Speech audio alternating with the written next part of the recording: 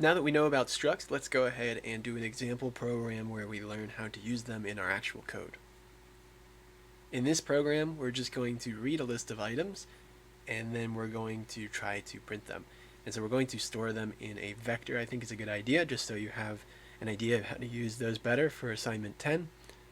And then we are going to print them to the screen. And so these grocery items are going to be formatted so that they have a SKU, which is like an ID if you're not familiar with it. So it's just like the little number that you usually see on the price tags in the store. And then we have the name of the product, and then we have the price. So here I have an example input file that I made, and you'll see on each line that we have a SKU, which is just an ID for the item, the name of the item, and then the price of the item. We'll have a integer, basically, a string for the name, and then I'm going to use a float for the price since they can have decimals here. Right, so we need to be able to read each of these lines, and then we said we want to be able to store them all together because that's kind of the point of our abstract data types. First things first, let's go ahead and create our abstract data type here. I'm going to put it down below using namespace standard but above main. And I'm going to put struct. Remember, the way we do this is we say struct and then we give the name of the type that we want to create. Here I'm going to create a struct called item, and then we simply put the two curly braces and a semicolon, and everything else contained inside of this will belong to that item. Right, so we said that each item is going to have a SKU, which is going to be its ID. I'm going to have that be an integer. And then I also want it to have a product name, string. I'll just call it name, I guess. Let me include the string library just in case for other people compiling this. And then I'm also going to include the vector library since we're going to use vectors here in a second. And I'm going to give it a name, and then we want the price. One thing I didn't mention in the last video, just make sure you're not setting these directly. You're not setting this equal to a number like you would with other variable declarations in main. In C++, that isn't allowed. You have to do it a special way, and we're going to kind of ignore that. So only set these in your code when you use these. Don't try to set it in this blueprint here, which is what a struct is. It's a blueprint of the abstract data types that we want to create. But anyways, this is all we need. Right, we said these are going to have three things: a SKU, a name, and a price. And so that's all we're going to need, and we'll be able to group them all together in one single item. And that will help us kind of keep everything cohesive in a way. Now, the last thing I'm going to do here is I'm going to create a function called print item that's just going to print all of these items. And I could do that either here, so I do have the option to write it in the function itself. I could do this and it will know exactly how to print these things, but for the sake of our class I'm going to write it down here. So I'm just going to put the function declaration. In this case it will take a item that I'm going to call item, and so we'll do it this way. If you don't put it outside, so if you put it on the inside, one thing to note is that it will actually be able to access all of these things without using the dot operator. But we're going to go ahead and put it out here. So just to mention, if you are curious about this, if I wrote print item in here, I could just put SKU and name and price, and I'm going to use it in a different way than how I would normally use it outside of the struct itself. So consider one thing about writing code inside of a struct or a class, which is the other type of thing this has, is if you write code inside of it, it has knowledge of the scope that it's in, which is the scope of that struct or class, and so it can access things without you using the dot operator because it knows what you're talking about. You also don't have a variable name, not technically correct, but you don't have like an identifier for it, so that's the other reason we wouldn't put a name. Anyways, I digress. Let us print this item. So we know that it has a SKU, a name, and a price. Let's go ahead and print them. I'm going to write a function down here that prints the members of the given struct. Another thing I think I forgot to mention in the last part is that a struct whenever you put these variables inside of it, they're called members.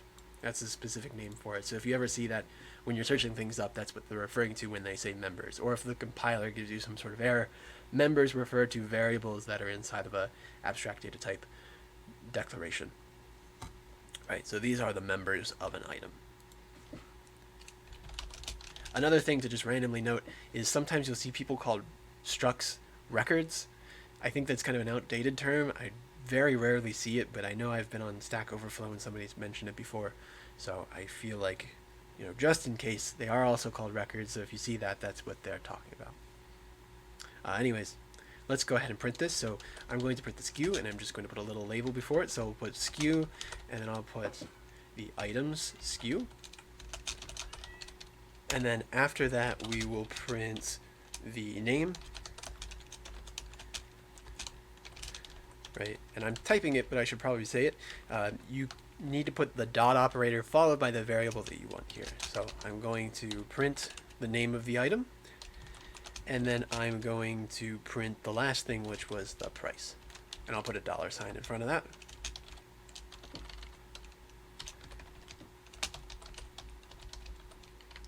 And then maybe we could put a set precision 2 just to make sure it has 2 decimal places, but I'm going to be just kind of lazy here. Now, when we do this, we assume that whoever is calling this has already set all of these variables, and we're able to package them all together. So notice, again, when we aggregate data, this becomes way nicer, because rather than having to have 3 variables to this function, where I'd have to pass the SKU and the name and the price, I can just pass 1 variable that contains all 3 packaged together. So it becomes very, very convenient. Now this does a good job printing. Let's actually get to the bulk of the code. Here I've already written some code for us just so we don't have to do it later. It basically just makes sure that the person is using the program correctly. So here I've decided to give the file name that contains all these lists of items that we saw here as a command line argument, so it's just going to be the first one. So I make sure that they give the correct argument count. I try to open that file using the first argument, which contains the file name, hopefully. And then we check if the file opened correctly. And if it didn't, then we just return. So standard stuff, we've done this a bunch of times. It's okay. We will move on to the actual code, and we want to be able to read all of this stuff and then be able to store it in a vector. So here I'm going to do it with a vector. I'm going to create a vector. Remember the way we said we do it in that one vector video I did is we say vector, and then we give the type of the thing that we want to be in the vector. Right, so I say vector item, and I'm just going to say item vector here for the name of it, right? And so this will create basically a list of things that we can add on to as we decide we want to resize it. Remember, that's what a vector does, and it's going to contain just item types. Now let's go ahead and fill up the vector. In order to do this, I'm going to create a temporary item. Actually, I'm probably just going to do it in the loop. So here, I'm going to do my looping a little bit differently. I'm going to do the alternate method, just because I think it's easier to understand for this one. So I'm going to do while true, and then we're just going to break whenever we hit the end of the file. First things first, we need to do our reading. I'm going to create a temporary item, just called temp, and this is just going to serve to read everything in. It's going to get stored in the vector, and then we'll be able to access it later. I'm going to call it temp, and then I'm going to read the SKU, then the name, then the price. And so I can do that. Remember, we can just say in file to read, and then I can just use these variables like I would use any other variable. And I didn't call it in file, I called it list file. So there we go. We're going to read from our file, and then we're going to read from that file into first the SKU of the item. So remember, we do that with the dot operator. So this will read into the SKU of temp, and then it will read into the name of temp. And you'll see here, if I'm using Visual Studio, it's really nice because if I type temp and then dot, it gives me all of these options of members that exist. So if I type dot, oops, there we go, you'll see it just auto-fills it for me, which is great. So you can select these with up and down arrow. Super helpful. Visual Studio is great about letting you complete code. And so remember that this is no different from using a normal variable. We said in the last video, the fact that this is an integer will then parse this and read it as an integer. It will parse this and read this as a string without spaces, and then parse and read this last one as a float, since that is the data type that we declared all three of these things as. Right, so no difference in using these from a normal variable, other than the fact that they are just kind of, put into a package. Okay, and then after that, we want to put it into the vector.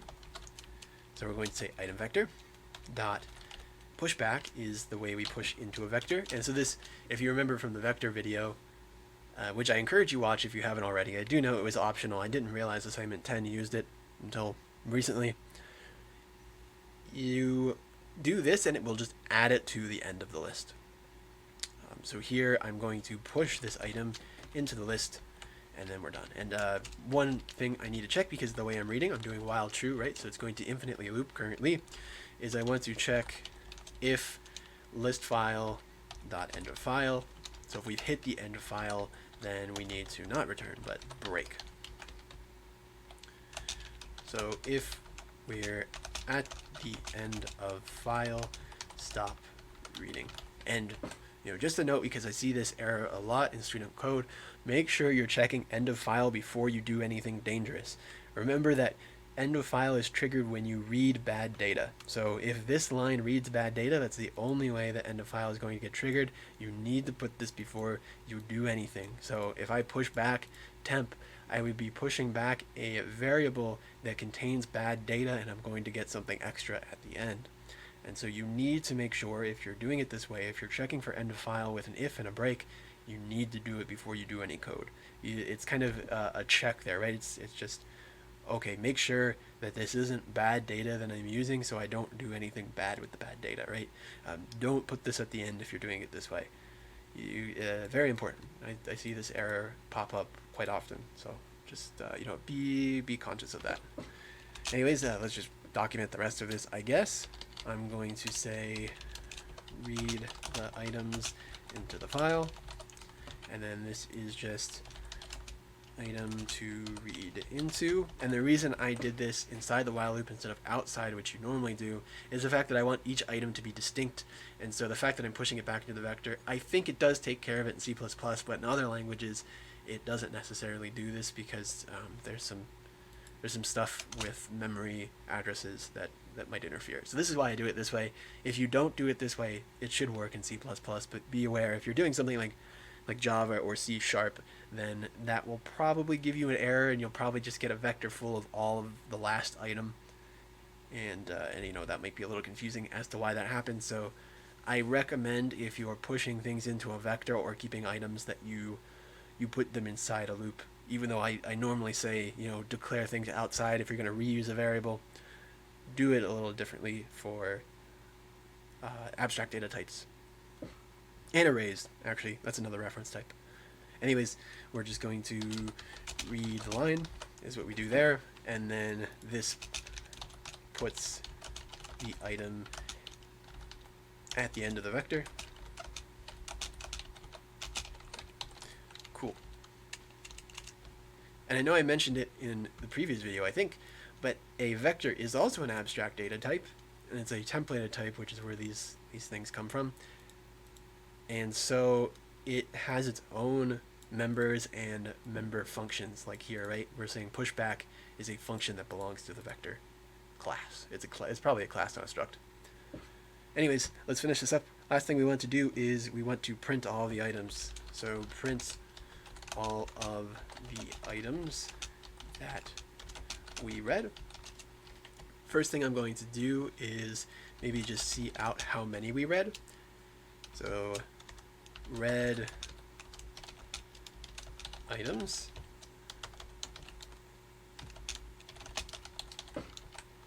and remember, the way we do that with a vector is we use the vector and then we say the dot operator. This is the thing that belongs to it, and it's the size, which I believe is a function call. And so this will get how many things are currently in the vector and how big the amount of space it takes up. right? Remember that a vector is exactly like an array, except it doesn't take up too much space. It resizes itself as needed to fit how many things are inside of it. So this will tell us how many things are inside the array, and then we just want to go through it. So here, let's just do a quick loop.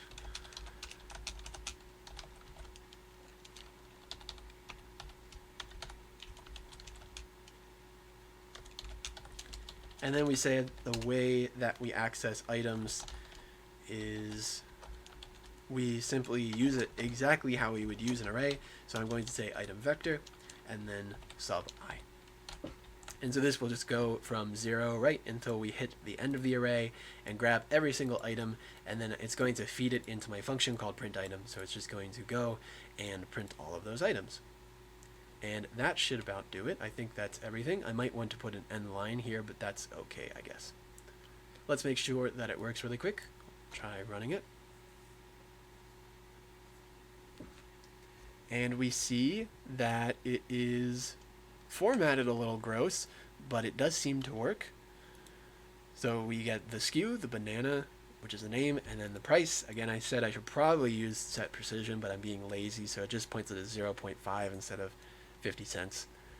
We could fix that with the IOmanip library. In fact, I might just do that off to the side here in a moment.